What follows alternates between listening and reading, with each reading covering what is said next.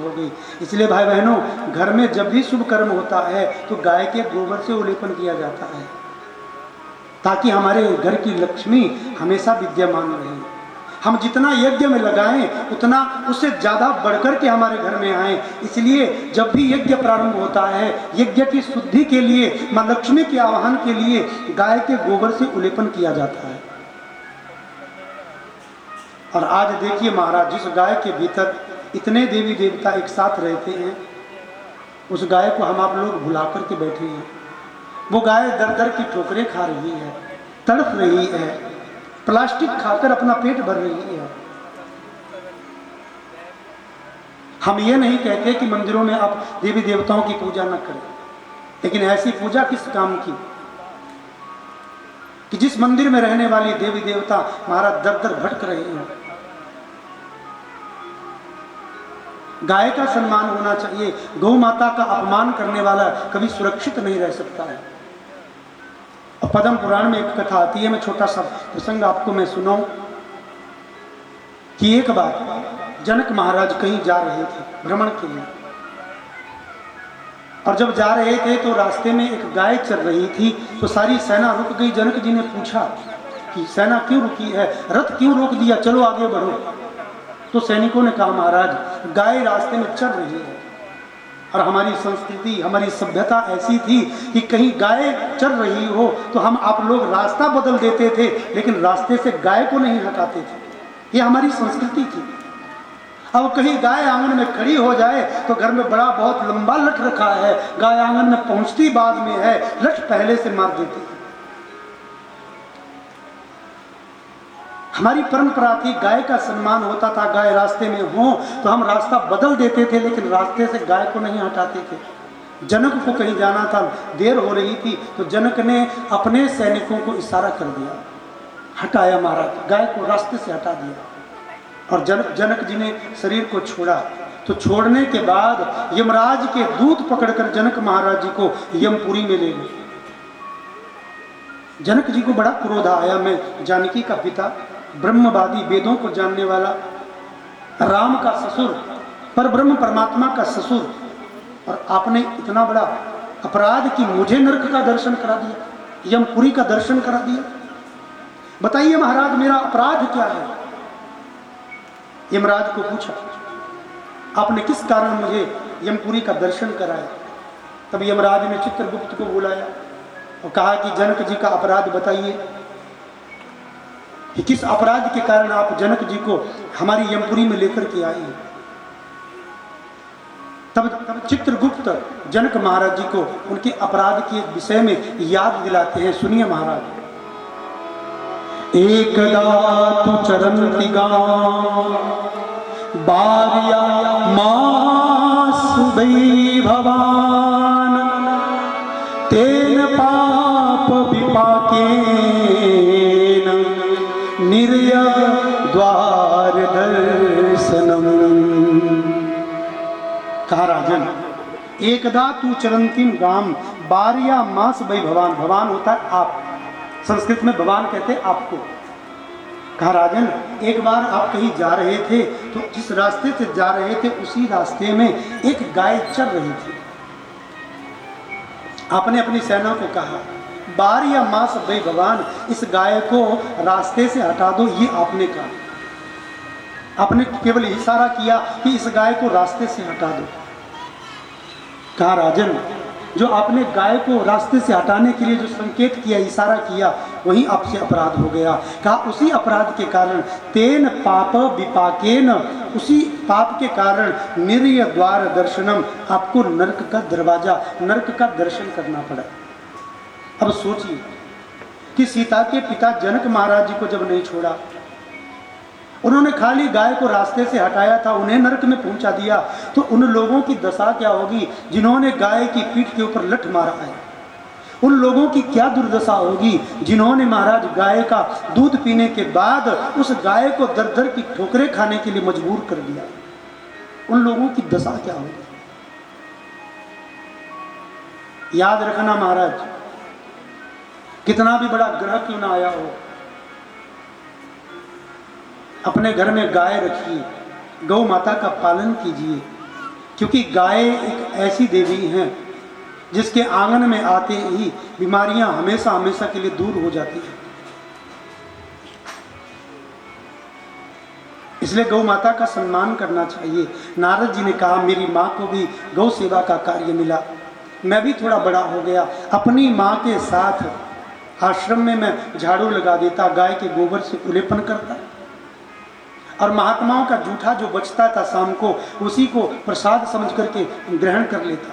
उच्छिष्ट लेपानु मोदितो द्विजेयी, ब्राह्मणों का जो जूठन बचता था उसी को भोजन के रूप में ले लेते थे, प्रसाद के रूप में ले लेते थे।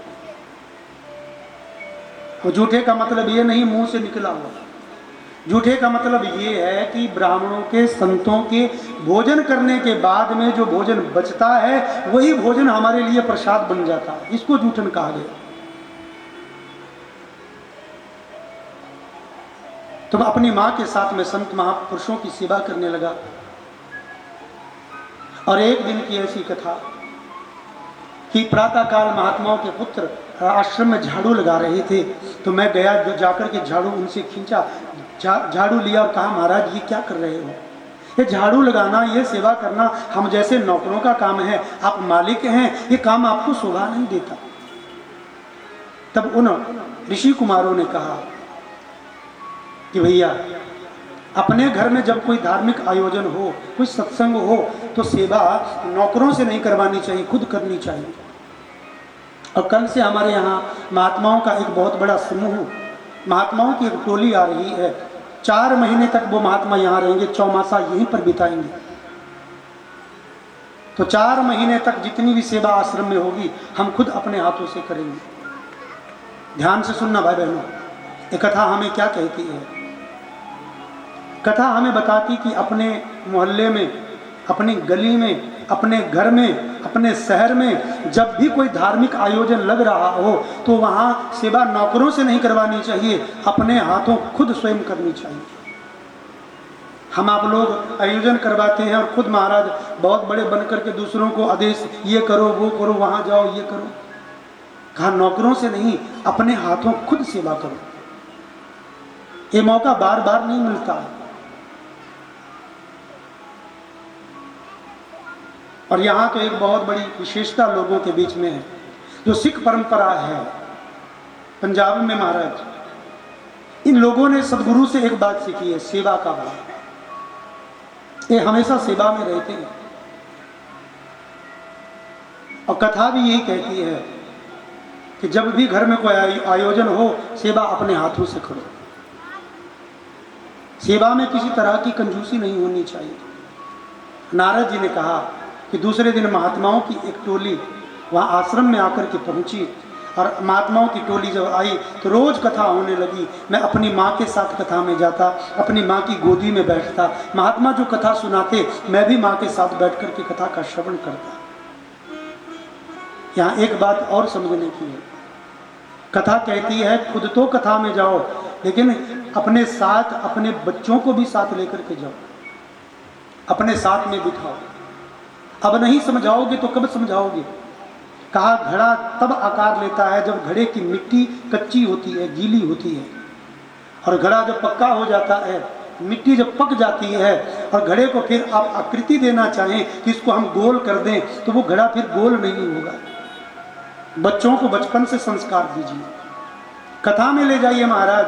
आज नहीं, अगली कथा में 1 वर्ष के बाद, 10 वर्ष के बाद उनको ये पता लगेगा कि हमारा सनातन धर्म क्या कहता है, हमारी संस्कृति क्या कहती है। माँ का दायित्व है, माँ पहली गुरु बच्चे की है। A for apple, B for ball, C for cat पढ़ाओ, बच्चों को हम मना नहीं करते, लेकिन इसके साथ साथ में ये भी तो बताओ कि राम कौन है, कृष्ण कौन है। राम का चरित्र हमें जीवन में धारण करना चाहिए, ये भी तो बताना चाहिए। नारद जी ने कहा मैं अपनी माँ के साथ कथा सुनता। पूरे 4 महीने तक कथा चली और 4 महीने का समय कब बीत गया पता ही नहीं लगा। याद रखना मेरे भाई बहनों, जो कथा सुनने के लिए आते हैं उनको कथा के टाइम का पता नहीं चलता है। और जो हाजिरी लगाने के लिए आते हैं भैया, वो तो 3 घंटे तो उनको ऐसे लगता है कि उनके ऊपर पहाड़ डाल दिया है।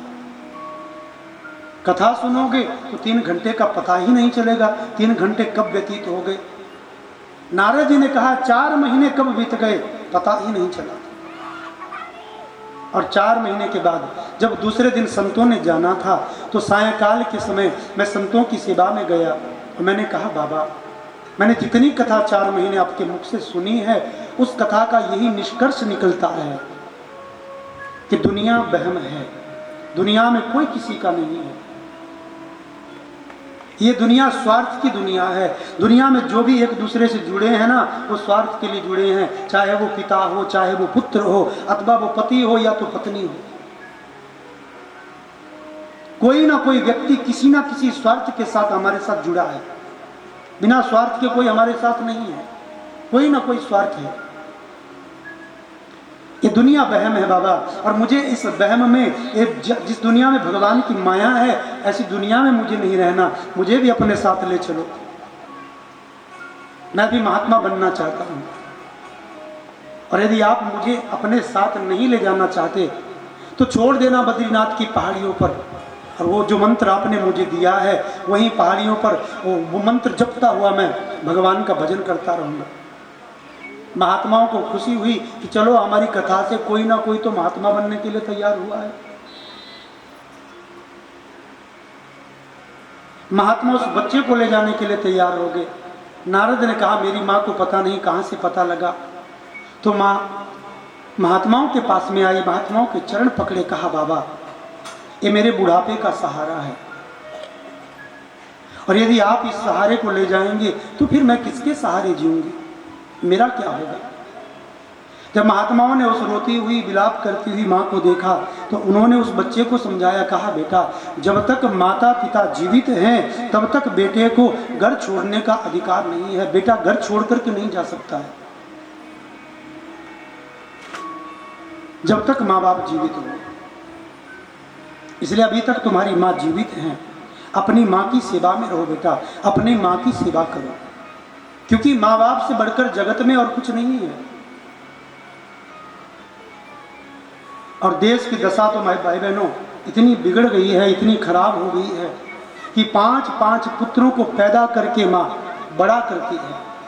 बड़ा करने के बाद पढ़ा लिखा करके उसको बहुत बड़े औहदे के ऊपर में बिठा देती है, उसे अपने पांव के ऊपर में खड़ा कर देती है, चाहे वो गरीबी में क्यों ना हो। आज तो सभी लोग समृद्ध हैं, सभी के पास धन दौलत है, लेकिन आज से 50 साल पहले इतनी अमीरी नहीं थी, लोग गरीबी में थे, लेकिन फिर भी उस गरीबी में भी माँ 5-7 बच्चों को जन्म देती थी और उन्हें जन्म देने के बाद बड़ा करती थी, पांव के ऊपर खड़ा कर देती थी।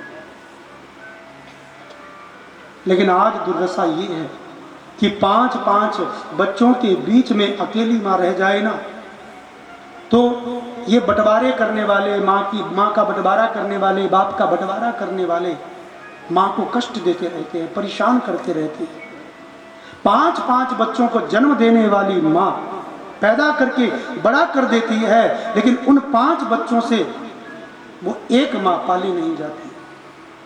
एक माँ 5-5 बच्चों को पाल देती है, लेकिन 5-5 बच्चे एक माँ को नहीं पाल सकते। या तो माँ को वृद्धाश्रम में जाना पड़ता है, या तो कहीं मंदिरों की पौड़ियों पर बैठ कर के भीख मांग कर के जीवन व्यतीत करना पड़ता है, अथवा तो महाराज उन बच्चों का नौकर बन करके माँ को रहना पड़ता है। बच्चे नहीं जानते माँ बाप ने हमारे लिए क्या किया है। मैं बहुतों बार कहता हूँ, बच्चों को मेरी बात शायद बुरी भी लगती होगी कि जब बच्चे बड़े हो जाते हैं ना, माँ बाप अपने बच्चों को पढ़ने के लिए स्कूल, विद्यालय, कॉलेज भेजते हैं। माँ बाप सोचते हैं हमारे बच्चे पढ़ रहे हैं, बहुत बढ़िया कर रहे हैं, लेकिन वही बच्चे पार्क आदि में जाकर के प्रेम बंधन में बंध जाते हैं। और जब माता पिता मना करते हैं ना, तो वो बच्चे, उन बच्चों के माँ बाप शत्रु बन जाते हैं। आपने हमारे लिए किया ही क्या है, आप हमारे लिए किए ही क्या है, माँ बाप से बच्चे ये प्रश्न पूछते हैं। लेकिन धिक्कार है ऐसे बेटियों को, वो ऐसे बेटों को, ऐसी बेटियों को जो अपने माता पिता का पालन नहीं कर सकते। याद रखना मेरे भाई बहनों, दुनिया में सब कुछ बार बार मिल जाता है, लेकिन माँ बाप दोबारा नहीं मिलते। वो लोग माँ बाप की वैल्यू क्या जाने जिनको भगवान ने माँ बाप दिए हैं। उन लोगों से पूछना जिनको भगवान ने माँ का प्यार नहीं दिया, पिता का प्यार नहीं दिया, और वो लोग तड़पते हैं कि हमें भी माँ होती तो हम भी अपनी माँ की सेवा करते। और जिनको भगवान ने माँ दी है, उन्होंने माँ को वृद्धाश्रम में पहुंचा दिया है। माँ की दुआ कभी खाली नहीं जाती। माँ दुआ दे या बद्दुआ दे, मदद भगवान से टाली नहीं जाती। आइए भाव के साथ इस भजन के माध्यम से अपने माता पिता को हम प्रणाम करें।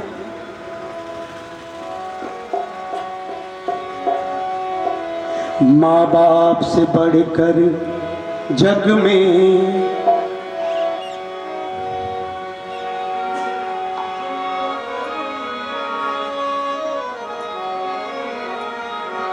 माँ बाप से बढ़कर जग में कोई दूजा नहीं खजाना। जिसने हमें जन्म दिया है दिल उसका नहीं दुखाना। जिसने हमें जन्म दिया है दिल उसका नहीं दुखाना। माँ बाप से बढ़कर जग में कोई दूजा नहीं खजाना। बाप से बढ़कर जग में दूजा नहीं खजाना। जिसने हमें जन्म दिया है दिल उसका नहीं दुखाना। जिसने हमें जन्म दिया है दिल उसका नहीं दुखाना। पहले तुझ माँ ने 9 महीने गर्भ में ढोया। पहले तुझे तेरी माँ ने 9 महीने गर्भ में ढोया। सीने का दूध पिलाया बंदे जब भी तू रोया। सीने का दूध पिलाया बंदे जब भी तू रोया। बड़ा कर्ज है तुझ पे माँ का, तेरा काम है कर्ज चुकाना। जिसने हमें जन्म दिया है दिल उसका नहीं दुखाना। जिसने हमें जन्म दिया है दिल उसका नहीं दुखाना। माँ बाप से बढ़कर जग में कोई दूजा नहीं ठिकाना। माँ बाप से बढ़कर जग में कोई दूजा नहीं खजाना। जिसने हमें जन्म दिया है दिल उसका नहीं दुखाना। जिसने हमें जन्म दिया है दिल उसका नहीं दुखाना।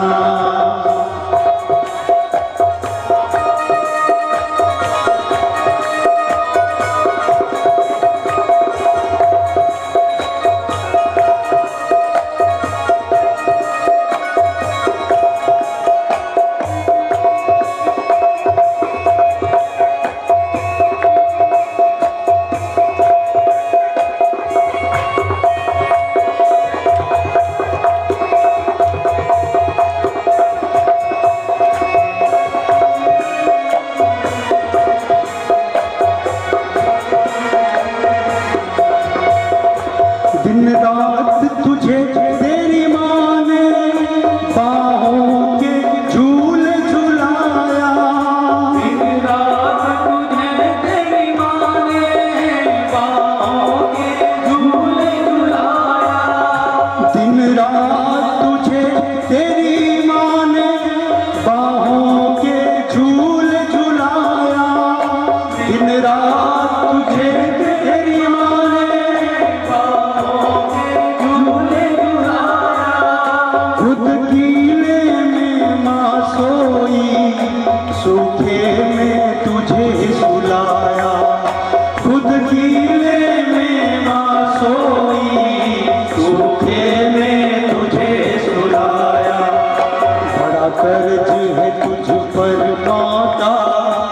तेरा काम है कर्ज चुकाना, बड़ा कर्ज है तुझ पर आता, तेरा काम है कर्ज चुकाना। जिसने तुम्हें जन्म दिया है दिल उसका नहीं दुखाना, जिसने तुझे जन्म दिया है दिल उसका नहीं दुखाना। आज हमारे बच्चे पूछते कि आपने हमारे लिए क्या किया है, वो बच्चे भूल जाते हैं ये वही माँ है। जब पूरी दुनिया रात में सो रही होती है ना और तू जगता है, तुझे कोई पीड़ा होती है ना, तो तेरी माँ रात को जगकर अपनी भुजाओं का, अपनी बाहों का झूला बना बना करके लोरी सुना सुना करके तुझे सुलाती है। और रात के समय जब तू कहीं मलमूत्र का त्याग कर देता है ना, तो ये वही माँ है जो तुझे उस गीले में सोने नहीं देती, तुझे उठाती है, खुद गीले में सो जाती लेकिन तुझे गीले में सोने नहीं देती।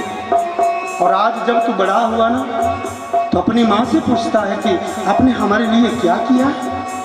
सुनिए महाराज, माँ बाप की शरण से बढ़कर कोई स्वर्ग नहीं है दूजा, माँ बाप की शरण से बढ़कर कोई स्वर्ग नहीं है दूजा।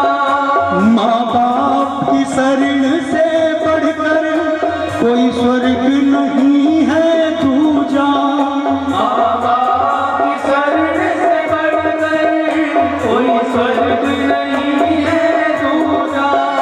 अब छोड़ के तीरथ बंदे कर ले माँ बाप की सेवा, अब छोड़ तीरथ बंदे कर ले माँ बाप की सेवा। इस जन्म मरण से तुझको, जन्म मरण से तुझको, इस जन्म मरण के जग से, इस जन्म मरण के जग से तुझे छुटकारा है पाना, तुझे छुटकारा है पाना। जिसने हमें जन्म दिया है दिल उसका नहीं दुखाना, जिसने हमें जन्म दिया है दिल उसका नहीं दुखाना।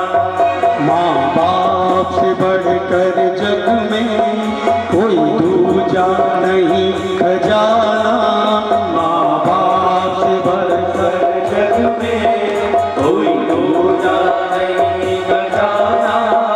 जिसने तुम्हें जन्म दिया है दिल उसका नहीं दुखाना, जिसने तुम्हें जन्म दिया है दिल उसका नहीं दुखाना।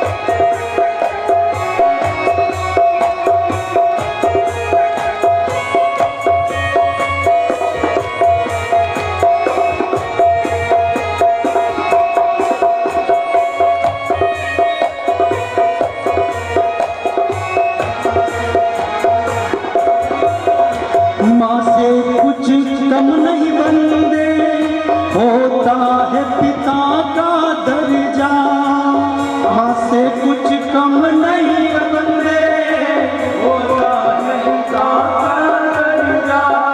माँ से कुछ कम नहीं बंदे, होता है पिता का दर्जा। से कुछ कम नहीं बनते, होता है पिता का दर्जा। कोई भी चुका नहीं पाया अपने माँ बाप का कर्जा, कोई भी चुका नहीं पाया अपने माँ बाप का कर्जा।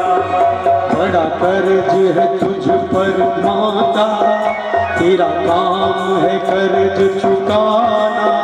बड़ा कर्ज है तुझ पर माता, कर्ज है तुझे चुकाना। जिसने तुम्हें जन्म दिया है दिल उसका नहीं दुखाना। जिसने तुम्हें जन्म दिया है दिल उसका नहीं दुखाना। माँ बाप से बढ़कर जग में कोई दूजा नहीं खजाना। माँ बाप से बढ़कर जग में कोई दूजा नहीं दिखाना। जिसने तुम्हें जन्म दिया है दिल उसका नहीं दुखाना। जिसने तुझे जन्म दिया है दिल उसका नहीं दुखाना। ओ जिसने तुम्हें जन्म दिया है दिल उसका नहीं दुखाना। जिसने तुझे जन्म दिया है दिल उसका नहीं दुखाना। माँ बाप से बढ़कर जग में कोई दूजा नहीं खजाना। जिसने हमें जन्म दिया है दिल उसका नहीं दुखाना। माँ से कुछ कम नहीं बनते, होता है पिता का दर्जा। कोई भी चुका नहीं पाया अपने माँ बाप का कर्जा। बड़ा कर्ज है तुझ पर माँ का, तेरा काम है कर्ज चुकाना। जिसने हमें जन्म दिया है दिल उसका नहीं दुखाना। बोले वृंदावन बिहारी लाल की जय। महात्मा देवर्षि नारद को कहते हैं, बेटा जब तक माता पिता घर में जीवित बैठे हों बेटे का दायित्व है कि वो हमेशा अपने माँ बाप की सेवा में रहे, उनकी सेवा करें।